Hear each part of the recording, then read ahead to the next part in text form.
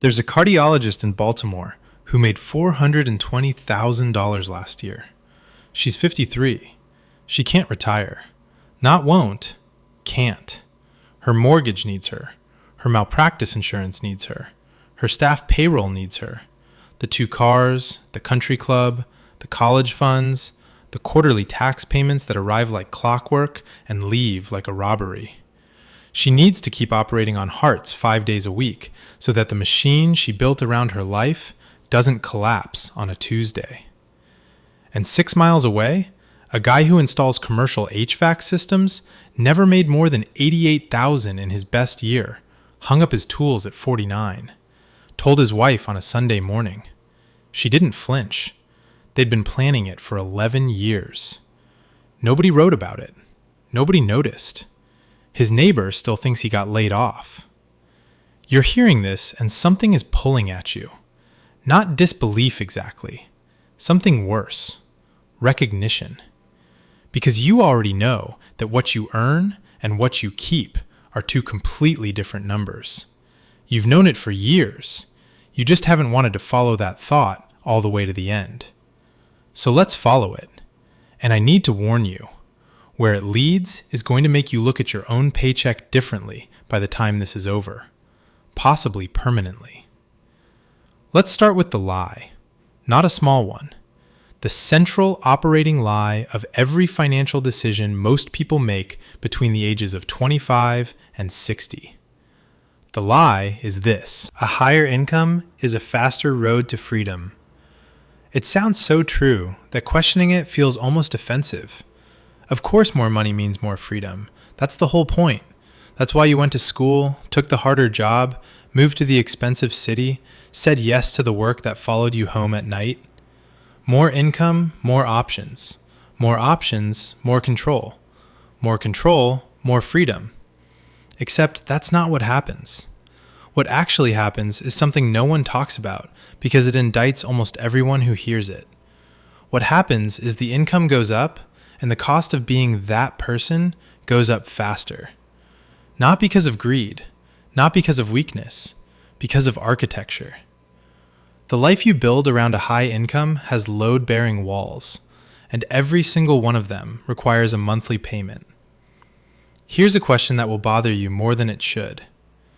Why do the highest earning professions have some of the latest retirement ages in the country? Physicians retire on average at 65. Attorneys at 63, dentists at 69. Meanwhile, the average millionaire next door, the one nobody recognizes at the grocery store, the one who never made the top tax bracket, retires 6 to 11 years earlier. Not because they got lucky, because they were building a different structure the entire time.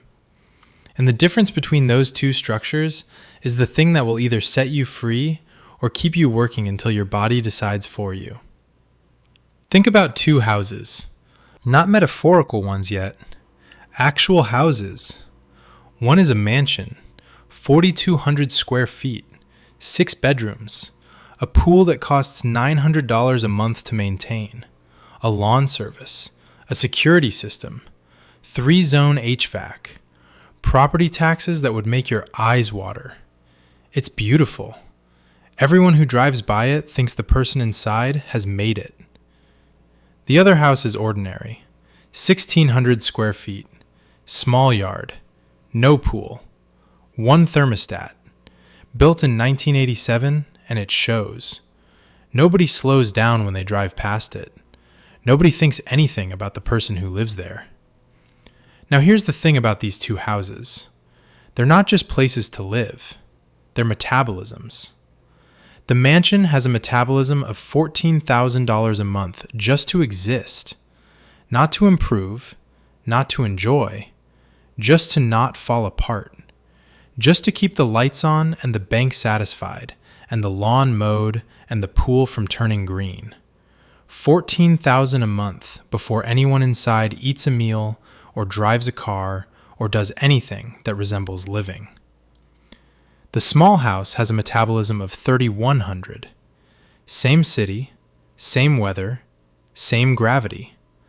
But one of them needs to consume 4.5 times more money every single month just to survive. Now ask yourself something. If freedom is the ability to stop working and have your life continue without collapsing, which house is closer to freedom? Not which house is nicer, not which house impresses the neighbors. Which one lets its owner walk away first? The answer is so obvious, it's almost embarrassing. And yet, every single year, millions of people who say they want freedom choose the house that pushes freedom further away. Not because they're stupid, because they've confused the container for the contents. They think the quality of their life lives in the square footage. It doesn't. It lives in the gap. The gap between what your life costs and what you bring in. That's it. That is the entire formula. Not income, not returns, not strategy.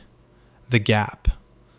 And the width of that gap determines the date you become free, down to the year, almost down to the month.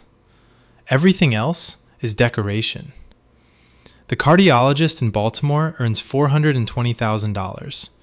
Her life costs $402,000. Her gap is $18,000 a year. She's saving roughly 4% of her income.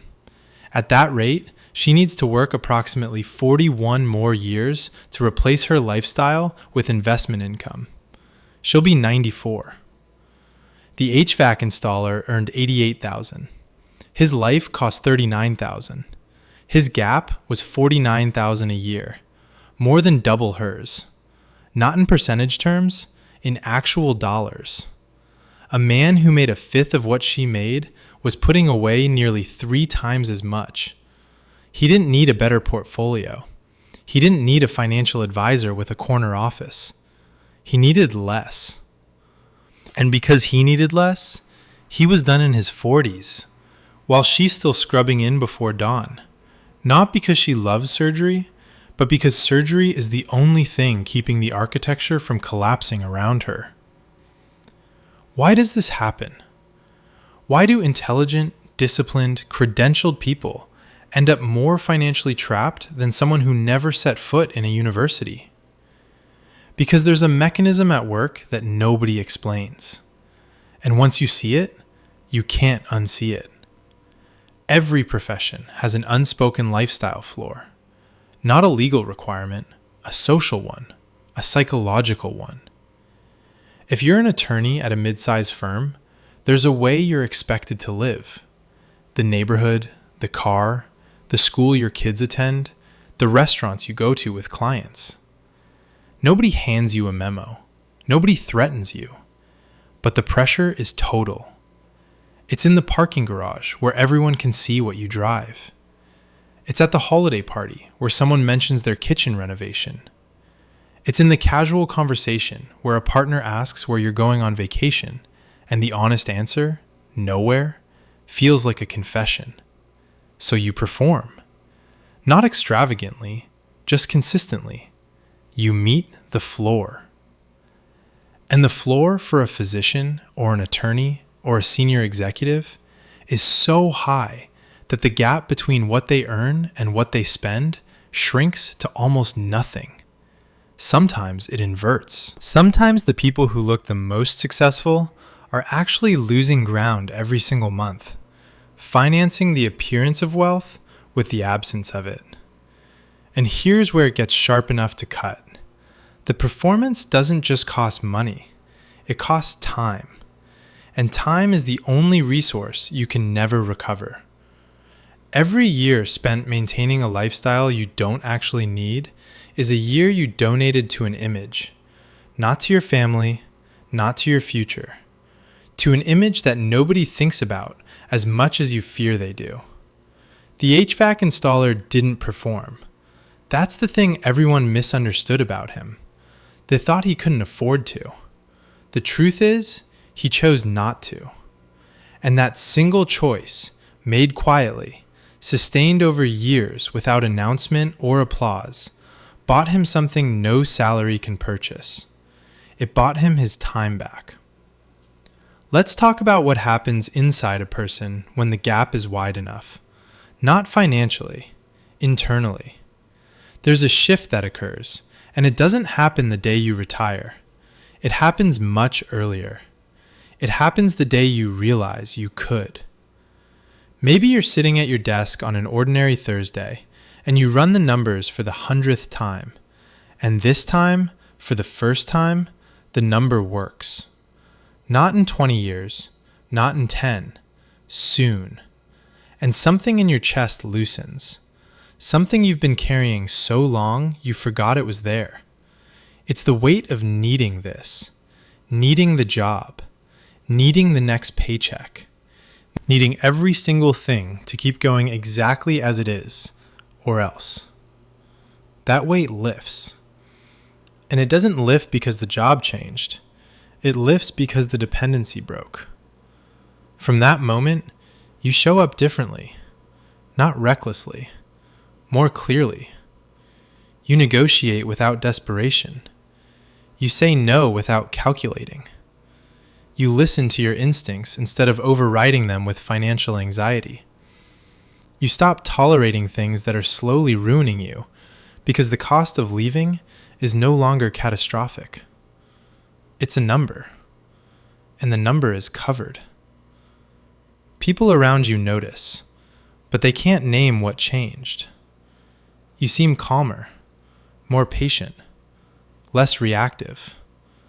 They think maybe you started meditating or got better sleep. They don't realize what actually happened. You became optional. Not optional to the company. The company became optional to you. And that inversion of dependency is the most powerful position a human being can occupy in a professional environment. Not power over others, power over your own participation. The cardiologist doesn't have this. Despite every credential, every accolade, every zero on the paycheck, she is mandatory. She must show up. She must perform. She must keep the machine fed. And the machine is hungrier than any machine should be, because she built it that way. One brick at a time, one upgrade at a time, one yes at a time, until the structure required her presence every single day just to remain standing. She didn't build a life. She built a dependency that looks like a life. Here's what the math actually says when you strip away the emotion. A person who saves 50% of their income, regardless of what that income is, can retire in approximately 17 years. Not 40, not 30, 17. A person saving 20% needs roughly 37 years.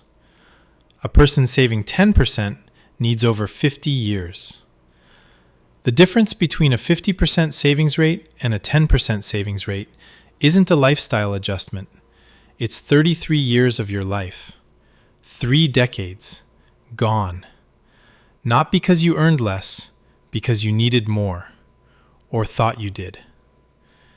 The HVAC installer saved roughly 56% of his income, not because he was obsessive, because his life was simple.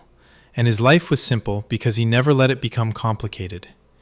He never added the pool, never hired the lawn service, never enrolled in the lifestyle that would have made his income feel small. His income felt enormous because his needs were modest. And modest needs on a moderate income will outrun extravagant needs on an extraordinary income every single time. This isn't philosophy, it's arithmetic. Now, here's where you need to be careful, because if you're feeling something right now, some pull towards simplification, some urge to cut everything, downsize tomorrow, sell the car and buy a tent, stop. That impulse is the most dangerous part of this entire realization. The people who hear this message and overreact, who make dramatic sweeping changes in a single week, almost always snap back. They slash their spending so aggressively that their life becomes joyless. They resent the frugality. They start associating financial discipline with punishment. And within 6 months, they're back to where they started, spending more than before to compensate for the deprivation. Sometimes they're worse off, because now they've added guilt to the equation. The people who actually pull this off, the ones who quietly walk away from work in their 40s or early 50s, didn't make one big decision. They made 1,000 invisible ones. They kept the apartment one more year instead of upgrading.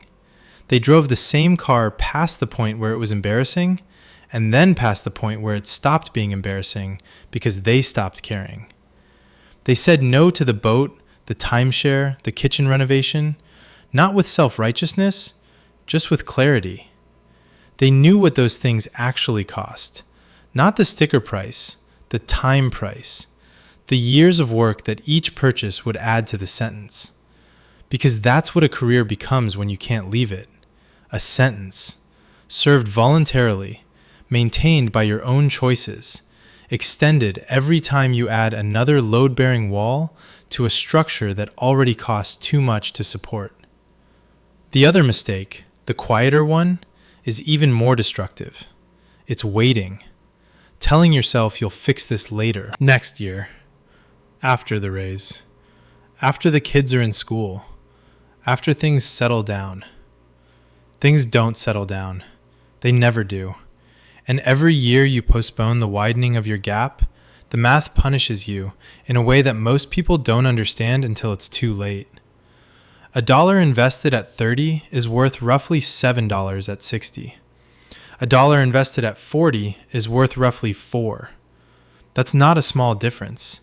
That's almost half the outcome erased by a decade of hesitation. The HVAC installer started at 31.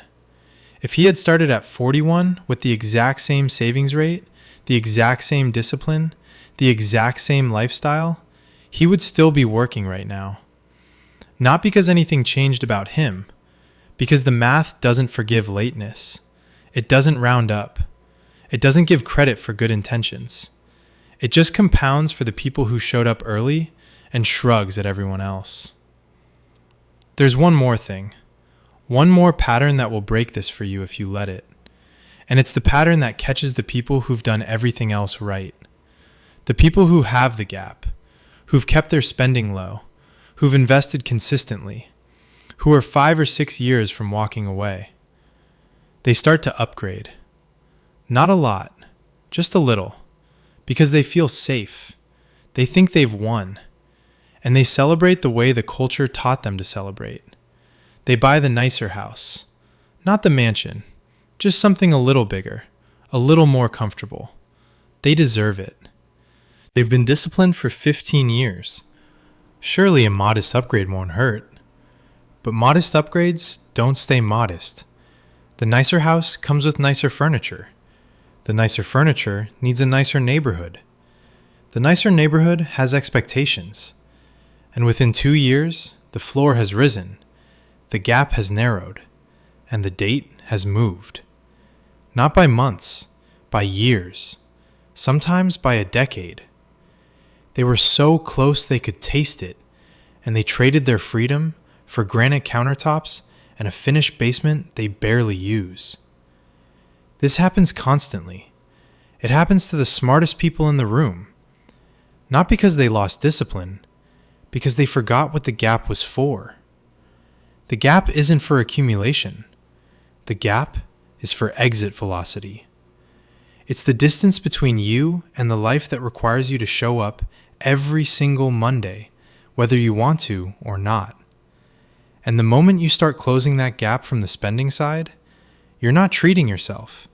You're extending the sentence, year by year, dollar by dollar, upgrade by upgrade, until one day you're the cardiologist, brilliant, respected, accomplished, and completely unable to stop.